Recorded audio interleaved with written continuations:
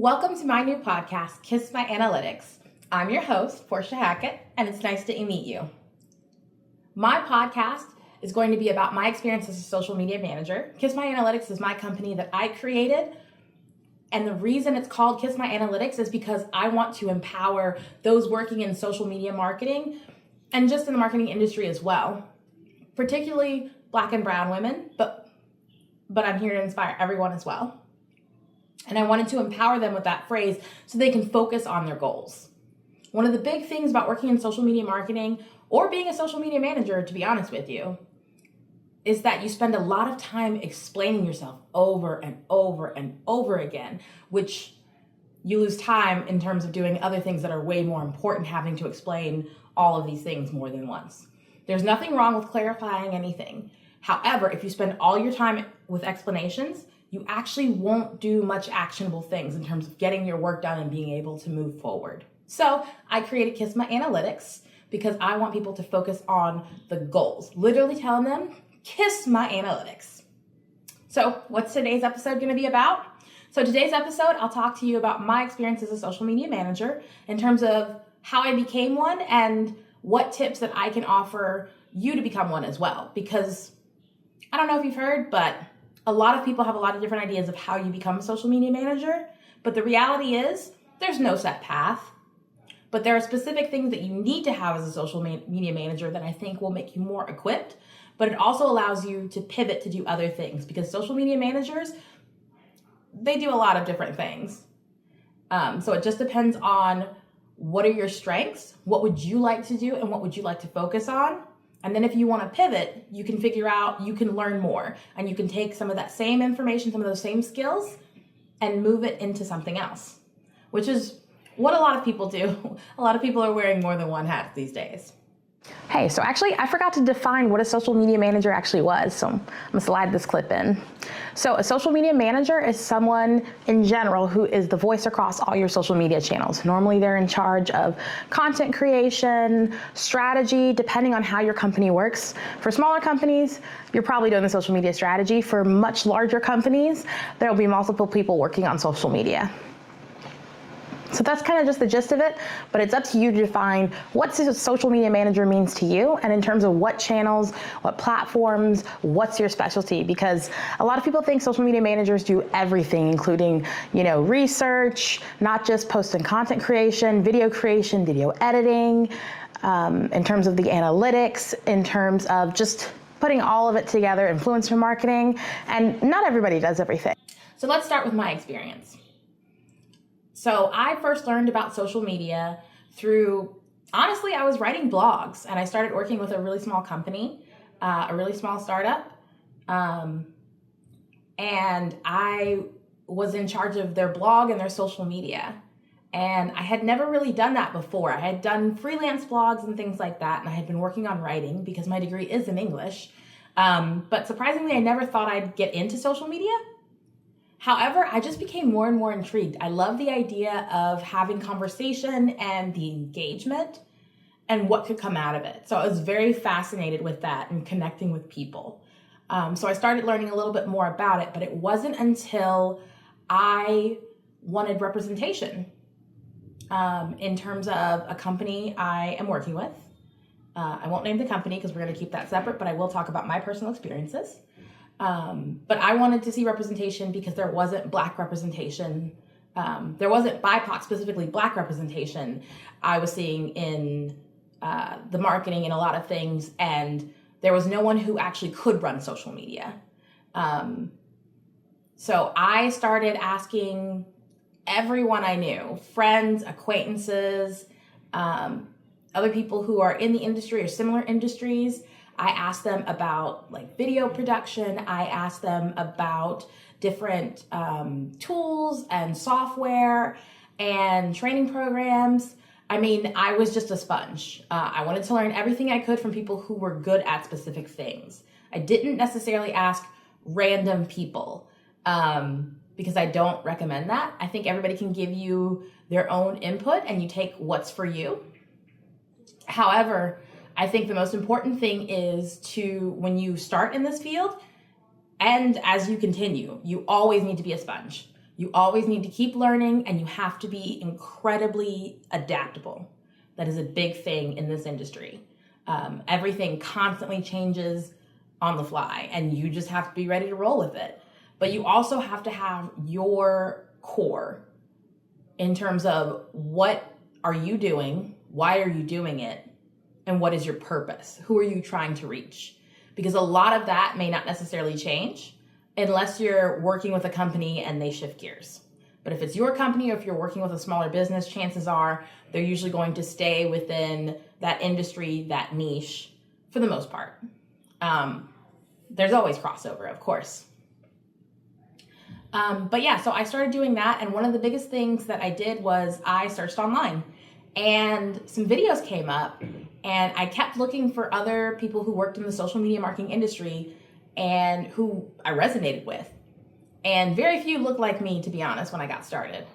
And I came across this woman named Latasha James and her Freelance Friday podcast. And immediately after watching one of her videos, I understood a lot more, but it also she resonated with me. Like her videos, her content, and she looked like me. So it was really nice to see someone who is an expert in their industry who was willing to share that information. And she has an entire YouTube series. I highly recommend checking out Latasha James, the Freelance Friday podcast, and all her other videos. If you just check out her channel, she's phenomenal, absolutely phenomenal. And I love her video creation. But she recommended taking HubSpot courses. So I started that as a foundation just to learn some vocabulary around what is social media marketing in terms of the platforms, how do you talk about them? So it was a really good starting point for me. There's other platforms as well where you can take online courses. It doesn't have to be HubSpot. But I recommend just taking a few just to see A, what's out there, and B, it gives you a little bit more foundation. But again, you don't necessarily have to take any of those classes. This is just the route I did. As a social media manager, you can learn, honestly, a lot of what you also learn is from doing. So that's another thing, is to just get the experience. Whether you're helping a family friend with their business and their social media, and you're just doing it for free to get some experience, you've had experience on your own, personal social media, so you maybe feel comfortable with other platforms or content creation. So that's a really good way to get started, is just by doing it, because you won't really know and see a lot of the trends until you're actually in the trenches. So if you get on these platforms and you start posting and you start just kind of feeling around and seeing what everything looks like, I think that's one of the bigger things as well, is just having your own insight. You can listen to a lot of different expertise. You can listen to all the leading social media manager tool and software companies, like Metricool or HubSpot or Hootsuite or anything like that. However, you have to have your own opinion, because you may not necessarily agree with what they're saying. There's data that you can look at and you can't dispute facts, but what you can tell is everything is different for everyone. So even though this might be the trend, this might be what you're seeing on your page. You might see, that, Reels are working on Instagram better than carousels. I haven't had that. For me, carousels are where I get the most reach.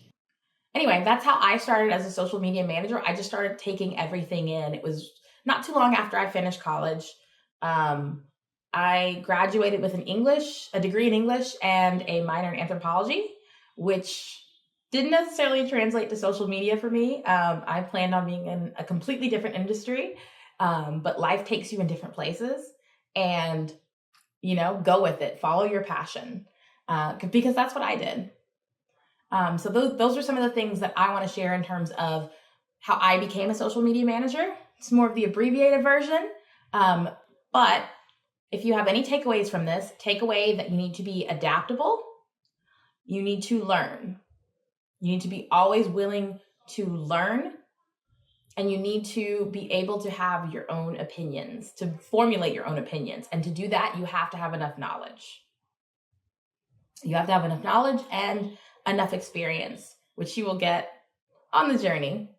And the other thing is, Lean into what you really are passionate about, because burnout is real in this industry. It gets to a point where you feel like, oh no, I don't have any more creative ideas. I'm drained, I'm burned. Listen, again, mental health, super important, of taking care of yourself, but you also need to know when to take a break and that it's okay. Whether you're working in-house or you're an own entrepreneur, set up time so that you're able to actually take a break. I'm not talking about just within the week or on the weekend. I'm talking about within the year. Schedule time, schedule vacation where you're not touching anything at all, if you can help it. Some people can't, and that's okay. Everybody works a little bit differently, but it's what works for you. So we're talking about social media and analytics. Analytics deals with the post creative. So you've written this amazing post, you've got the captions, all of it done, you figured out what it is that you want to say and you put it out there, and you wait a week and you look at the results. The analytics are the trends that you will see. So you would look at the metrics. What are the metrics? Those are the measurable pieces in terms of your content. So how do you measure it? You measure it by views or plays. You measure it by shares, by saves. You measure it by watch time. You measure it by overall engagement metrics, which puts a lot of that together. You also look at not just the metrics itself, but you look at what's working and what's not. Once you've put up so many posts, you'll be able to see, my audience leans more into carousels, or they lean more into reels, or they lean more into single image posts with inspiring captions. You have to take note of all of that, and not just, all of the stuff about what's in the captions and everything, what type of post. You also have to look at the creative. Does my audience prefer very vibrant, colorful pictures? Do they like the black and white? Do they like the monotones? Do they like pictures that are outdoors? Do they respond more when there's movement happening, or if it's more of a, focused video? All of those things help you plan out your creative, and all of it is a part of your analytics. And your analytics is what helps you plan for the next thing. And it's one of the most important things working in the social media marketing industry, because our analytics, again, tell us what to do next. So now I want to take a little bit of time and give you, I'm calling it time for tea, and give you my insight, because there's always time for tea. I drink a lot of tea. Right now, this is a matcha latte, which is green tea with oat milk and a little bit of heavy cream. That's the way I do mine. But I also love chai green tea, chai tea, chamomile, mint medley. I could go on. I love tea. But anyway, so tea time is when we take a little bit of time and we talk about what's happening currently on one of the platforms. And one thing I did want to address that has recently popped up in my IG feed was a video from Mosseri. So Adam Mosseri created a video. This isn't the first in the series about shadow banning, but he recently created a video that went out on IG, and he talked about how they were actually limiting reach of some content. So I don't know about you all, but my reach has been way down on Instagram for the companies that I work with, and for personal stuff as well. And for mine, the reach has been way down. And I've noticed a change in the algorithm. However, what's not down is great content. Despite how they change a lot of these platforms, if you make good content, it doesn't even have to be great. If you make good content and it sees just a few of the right people, it'll catch on. So that's another thing. As a social media manager, people will ask you about things going viral. Virality is not the goal. It's absolutely not, because here's what happens. TikTok is a good example. People will make all kinds of different challenges, or they'll do something associated with a company, and it will go viral and people will copy it. People won't copy the original poster, the original creator, the original company, and it'll turn into something else. And whatever it was meant for, it may not actually hit. So now you've got this video that went viral and all these people are copying it and reposting and all this other kind of stuff. But Did you hit your goal? If your goal was to sell 2,000 books, did you sell any more books? Did you sell 2,000 books? Did you sell 3 books? Or did people copy this and replace it with another book? Did people change the product that you were promoting into something else and just kind of kept the framework? Remember, virality is not the goal. I'd rather have my post, my content hit the people that I intend to reach and to have that intended goal in terms of like selling books or selling a product or a service, attending an event, signing up for a webinar, anything like that. You really want to focus on what was your goal, because yes, virality gives you brand awareness and it's great for people to know more about your brand and who you are. But realistically, what's going to pay your bills? As a social media manager or someone looking to get into social media management, you have to be able to align your creative, your analytics, all your strategy. You have to be able to align all of that with the work you're doing if it's for your own company, a small business, if you're freelancing, you have to be able to align that with normally it's sales or a service is usually what it's attached to. But you also have your content reach out to show other aspects. But at the end of the day, you want to be able to say, I created all this content and this is the ROI, the return on investment, because that's huge. And that's also a big part of your analytics, because you can also see the trends in how much you're getting on a return.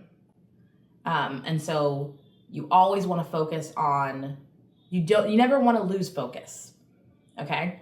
So Kiss My Analytics, again, focus on your goals. Okay.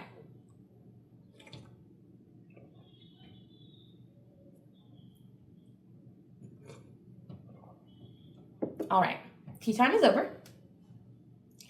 And now we'll get back to the main stuff. So, again, let's review. For the main things on social media, in terms of stepping into, you're wondering, how do I become a social media marketer, social media manager? First thing, you have to be adaptable. You have to adapt to your surroundings. You have to adapt to the platforms, the information. You have to know where you want to get your information from. And you have to learn, which is the second thing.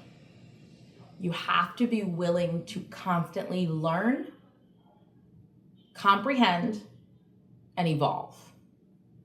Because this industry continues to change. But after a while, you start to see the common threads.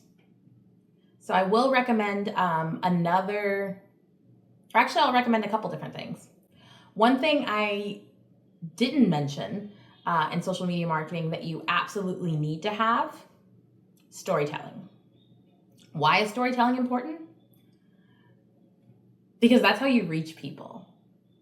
Just writing something doesn't connect, but when there's a good story, it doesn't matter what industry you're in. It doesn't matter if you're watching a commercial. It doesn't matter if you're reading a book or watching a show or anything like that. Storytelling is huge. You have to learn how to tell a story from start to finish. Whether it's in 30 seconds, half an hour, 2 hours, you have to learn how to tell a story, because it's very, very, very important. And that's also how you keep people's attention. When you tell a good story, when you connect that idea to emotion, you've got my attention.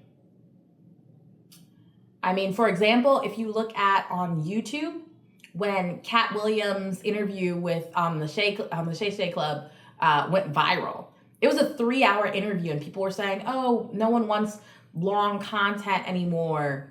Lies. People sat and watched that. Why? It was great content. It was great storytelling. And it kept people's attention. And then it was pieced out and put on social media as well. But there started to be this idea of, oh, people don't just have short attention spans because of TikTok. People can actually pay attention for much longer. So it just depends on who your audience is, how you're telling that story, and how you make that connection. So after storytelling, I would say in terms of your resources, not just learning about the platforms themselves on the platform, but there are books and stuff about these different platforms. There's also much research. I highly encourage you to check out a lot of different platforms in terms of the research done on social media. Some of them research their own. I love the way Metricool does it.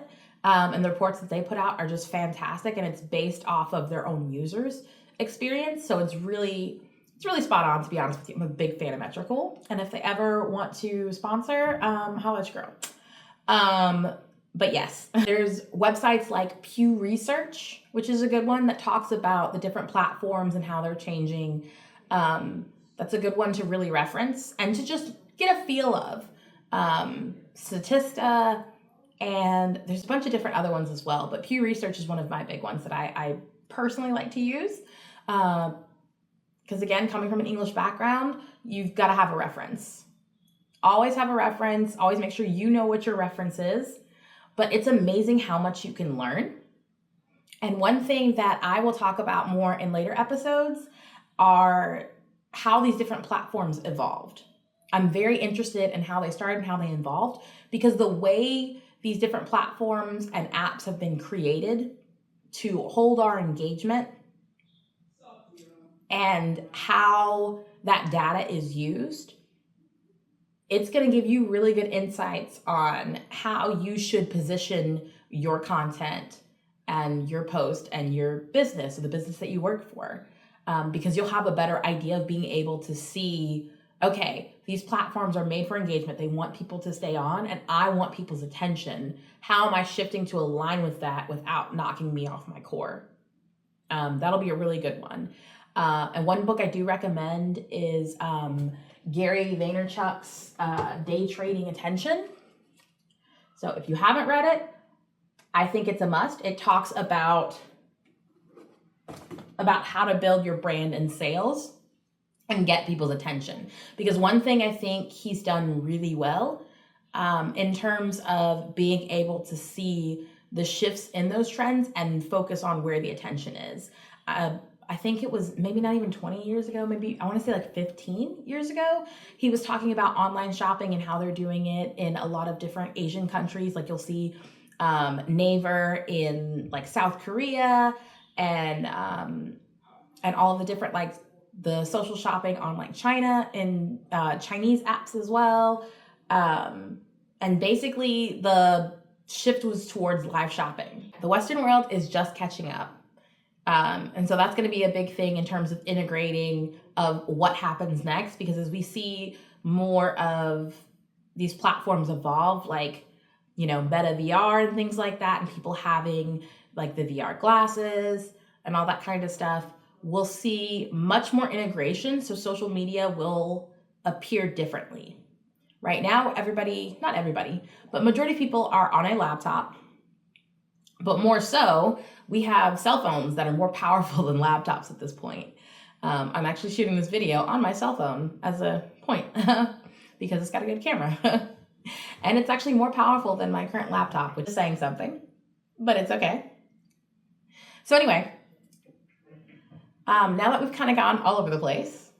All right, so we've talked about a lot in this episode, and I'm gonna put the references down in the description and some links for you all for you to check out as well. But again, if you want to get started, the first part is to just start. Even if you're not quite sure, you have a cell phone or you have access to something that you can use. If you're not sure, just start searching. You'll be surprised what you can find, but also don't forget your inner circle and your acquaintances. Honestly, not even your inner circle for the most part, unless you know someone who already works within a similar industry that can give you information that you think will be valuable. Because I feel like the most information I got was not necessarily from my inner circle because they weren't looking to be in the same industry. They were a little bit further out. But in terms of that next rung, like acquaintances, people you've met through somebody, something like that. You'd be absolutely surprised, A, how much people are willing to share, and B, what you can learn when you put yourself out there. Because another thing with social media marketing, which I won't get into as much right now since we're getting ready to finish up, but networking. Networking is very important. Communication is important, but also networking with those in your industry and out of your industry, because it is going to be so useful later on, depending on what projects you want to work on, other things you want to do. You have no idea who you'll run into again, who you'll work with again, who you'd like to work with again. If you're like, hey, I have this idea, would you like to collaborate on this idea with me? And you would honestly be surprised on the return with some of the, wildest shots that you've taken, and what that'll look like. So again, thanks again for checking out my podcast, Kiss My Analytics. Stay tuned. We'll have one episode come out a week. I'm also you can find me on LinkedIn under Portia Hackett. You can find me on, let me start that over. So yeah, and check out my podcast. Again, Kiss My Analytics on YouTube. You can also find me on Instagram under Kiss My Analytics. You can find me on TikTok and on Facebook and Blue Sky for Kiss My Analytics. And if you're checking out LinkedIn, I have not made a page for Kiss My Analytics just yet, but you can check out my page. You can look me up, Portia Hackett, on LinkedIn. I will be posting articles. I don't have my website up yet, but I will be posting articles on LinkedIn and on my website when I get it up. That'll expand a little bit more on different aspects that we talk about in each episode. So it's going to be great. So remember to like, comment, and subscribe on the channel. All right, everyone. And if you want to look me up, obviously you can follow on Kiss My Analytics. I'll also post the podcast on Spotify as well under Kiss My Analytics. And then I also have several different accounts. You can follow Kiss My Analytics on Instagram. You can follow us on TikTok. You can follow us on Threads. And you can also follow us on Blue Sky. You can also follow on Blue Sky. So check me out there as well. Thank you.